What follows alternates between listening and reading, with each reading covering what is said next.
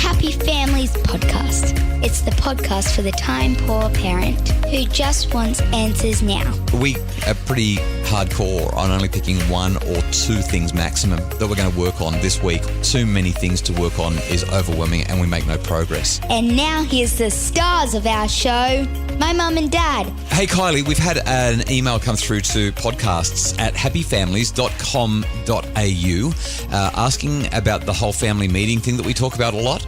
My name's Justin, by the way, Justin Coulson. I've written a bunch of books about raising happy families, and you, Kylie, are my wife and mum to our 6 kids. Every now and again we talk about how we coordinate stuff as a family. We've kind of got this thing where we talk to the kids pretty regularly, we talk to one another pretty regularly, and we even go away every now and again. And a listener has emailed us and said, what's the deal with the meetings? We want to be more organised. We want to be more on the same page. What are you doing? So we have 3 meetings, and I thought we should kind of talk about it. And I hope it doesn't sound overwhelming to people, because while I've been jotting down all the stuff we do, it's kind of like, man, are we a bit over the top on this? I don't think we are, but it could feel like it if somebody doesn't do this sort of stuff. I think when you're first starting out, the idea of having 3 different kinds of meetings would be really, really overwhelming. Yeah. Oh, and I didn't think about the meeting that we have about having the meetings. But over time, we didn't start with 3 meetings. No. We only started with 1. Yeah. And over time, we recognised that we needed to include the children in the process. Do you remember what we used to call it? The meeting that we just had before we had kids? Our weekly couples inventory. We called it it was shortened to WCI. Hey, we need to have our WCI. How did we come up with that? Well, that was all you're doing. Yeah, it kind of was, actually. Yes, because the background, a little bit of background. I grew up with family meetings. We called them family councils when I was growing up. And unfortunately, my family wasn't too good with communication. And so we would end up all bearing our grievances about the week or the month or whatever was happening. Just a big family fight. And before you knew it, everybody was upset or angry at someone, and it was just disastrous, and there wasn't really a lot of positive that came out of it. So when you and I got married, we had this beautiful relationship. We rarely had an argument, if a disagreement. I think we had one disagreement in our first year of marriage. It was just bliss. And when that happened, we were like, what's going on? Oh, no. But then we started having these weekly meetings, and all of a sudden, every time we would sit down, I would end up fighting with you. Yeah. And you would look at me like, what? Where has this come from? We're just talking about what we've got to do this week, honey. Like, let's just go through the calendar. You don't have to get cranky at me. And if you haven't worked out, Justin is definitely someone who likes to improve. He doesn't like to just stay stagnant and just sit there. And so whenever we would sit down to have these meetings, inevitably he would want to know how we could be better. Yeah, well, and it wasn't like I'm saying, Kylie, how can you clean the house better, Kylie? I wasn't saying that. I mean, it is true that I did notice that some things hadn't been dusted and mentioned that once or twice. But it was more about I really love what we're doing, and I'm really happy with the life that we're living. It wasn't like we were doing everything wrong or anything wrong. It was just that I like things to continue to get better and better and better, and that's why we're having our... Well, it has taken me 20 years to work that one out. Yeah, it has, and we still have our moments. You don't like it when I say, I wonder what we could do to be better. You're like, can we just be happy with where we are? But I'm one of those continual improvement kind of guys. I always want to be better as a human. I want my family to function better. We want to improve and get better and take on bigger challenges. So we, from the very outset, have had this weekly couples meeting. And it's very different today to what it was 20 plus years ago when we first started those meetings. Yeah, when we were inventorying. That's right. It was kind of that was your way of creating detachment for me, so that when we sat down, I didn't feel like we were having this family meeting. That's how it came about. Yeah. Because I was like, I don't want you to get all emotional about this, because it's not an emotional conversation. There's no criticism here. It's just a conversation like, how are we going and how can we do stuff better? And you'd be like, no, you're telling me I'm not good enough. And it was pretty full on. It was. So that's one of our meetings. And we'll go into some more detail about exactly what happens in that meeting in just a minute. The other meeting that we have on a weekly basis is... Well, that came about because we added to our family. So we started with Right. just us. Yeah, true. But obviously, as the children have come along, we recognise that we don't live in a dictatorship, that our children should have a voice as well. Yeah, and so apparently. we created the family meeting that Yeah. we have once a week with them. That we don't call a family council because that would bring up too much baggage for you. So we just call it a family meeting. Every now and again, we do actually have a kids council where we say, kids, you just go and figure it out and come back to us and let us know what you've decided. That only works sometimes though, because usually the big kids just dominate the little kids into submission and say, we're going to do it this way. And the little kids are like, oh, that's so unfair, but okay. So we've created this family meeting that we have. We have our couples meeting every week, and once a quarter, that is every term, every school term, every 3 months, you and I go away and we have a couples, we call it a couples immersion. We immerse ourselves in one another and in the stuff that we need to work out to make our family function well. And that couples retreat or that couples immersion it's become our lifesaver, hasn't it? It really has. And let's be real, sometimes it's not every quarter as we would like. It gets stretched out to 4 months or 6 months, depending on our babysitter's availability. Yeah, that's right. I don't know if our mums are listening to this episode or not, but we haven't had one for this quarter and we are feeling it, aren't we? Like this has been a really tough term to get through because we haven't had that immersion. So what we're going to do is take a quick break now that we've told you what the three are. There's a weekly couples meeting.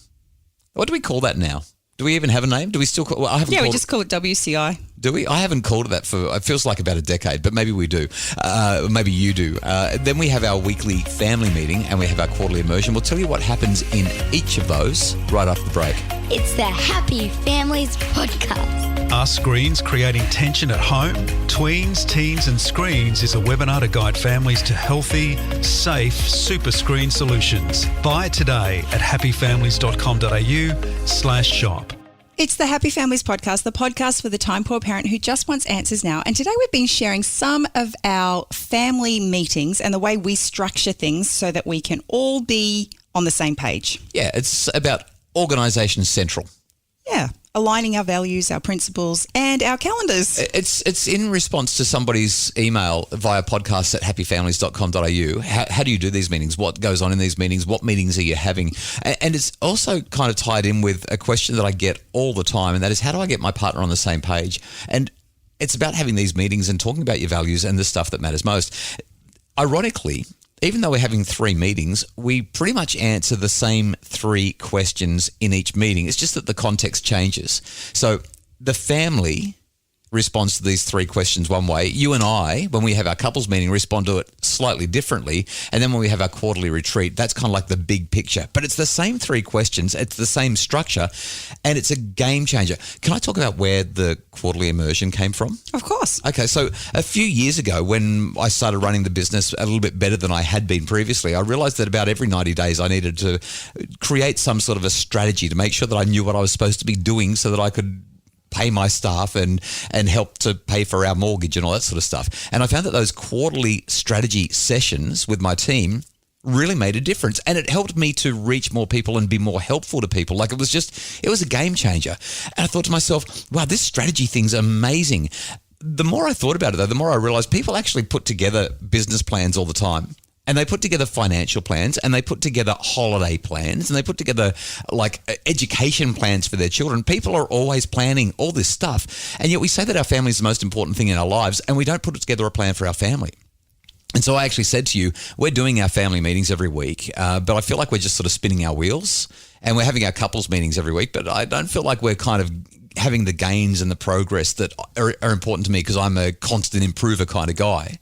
I said, what do you think about going away every quarter, every 90 days? If I'm going to do it for my business, my family's more important than that. What if we were to just disappear for 2 nights? And I know not everyone can do that, by the way. So sometimes I'll just take a day off work and we'll have our immersion at home that day while the kids are at school.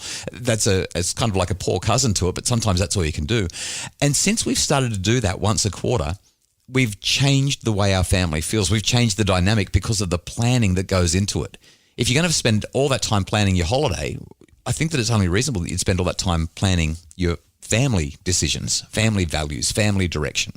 Well, again, let's be a little bit real about this. This is actually really important for our marriage as well. The opportunity we get to have a couple of days away without distraction, without responsibility of children, to be together. You really like hugging me. A lot. I'm not going to say anything else. But we do like that time away, don't we? It's good for a couple to have time away from everyone and everything. So the 3 questions that we ask ourselves at the quarterly immersion, at the weekly family meeting, and at the weekly couples meeting are... What's going well? What's not? And how can we improve? That's it. That's the entire structure. When we talk about what went well, we spend as much time on that as we can. We love hearing what the kids think about what's going well. Where do we feel like our couple relationship's going well? How's the family going? And when we do the big one for the quarterly immersion, that what's gone well over the last 12 weeks, that's a big conversation. Like that's an hour-long conversation.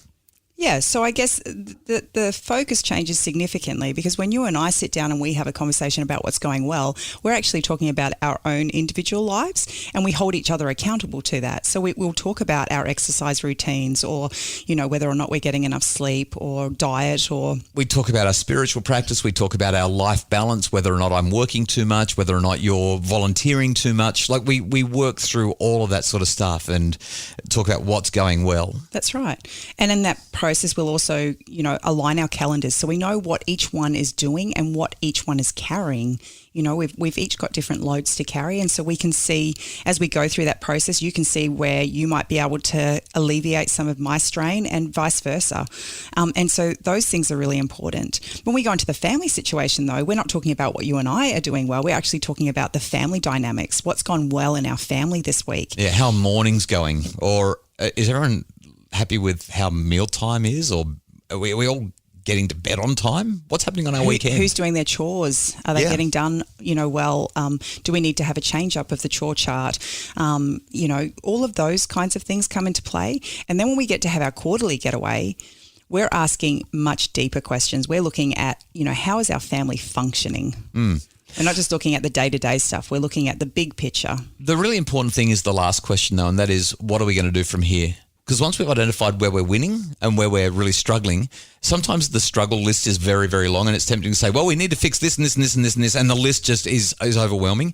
We are pretty hardcore on only picking 1 or 2 things maximum that we're going to work on this week or this quarter, and that's where we stop. Even though there's so many other things we could work on, too many things to work on is overwhelming and we make no progress. So that's kind of it. I mean, there's a big agenda when we go away, and it's probably worth quickly mentioning some of the things that we talk about. I don't think we can go through it all because while we're gone for 2 nights, we spend, I reckon, 75% of that time cuddling. Talking about what's on the agenda, and the agenda is not just about cuddles. No, there are lots of different things, and it changes every time because our family dynamics are changing all the time. Yeah, every turn. So we might talk about diet and exercise. We might talk about kids and technology. We might talk about discipline and routine. We might talk about reviewing our family principles and how we're doing with teaching our children and instilling those principles into their lives. We might talk about...